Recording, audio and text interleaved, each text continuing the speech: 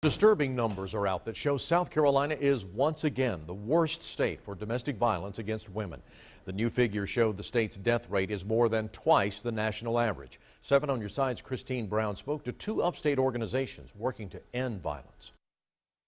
The numbers are shocking for women killed every year from domestic violence. We lose as many people, mostly women, to domestic violence homicide as we did on 9/11.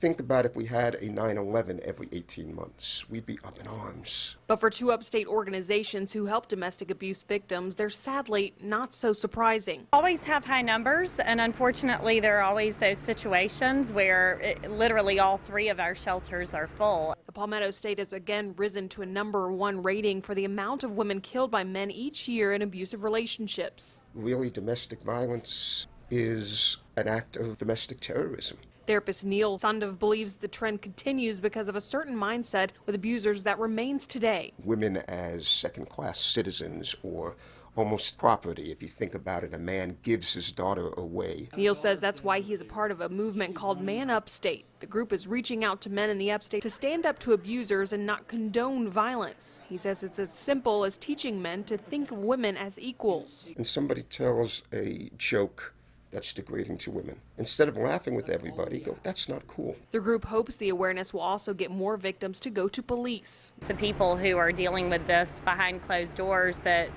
it's never reported. They're asking people to take a pledge like Neil has as a father, brother, and son to women. Very early I got taught you don't hit girls. Probably should have been you don't hit anyone. In Greenville, Christine Brown, 7 on your side.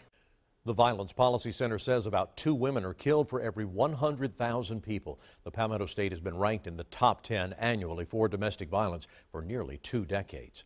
Both Safe Harbor and Man Upstate say they're happy to see more being done by lawmakers on domestic abuse.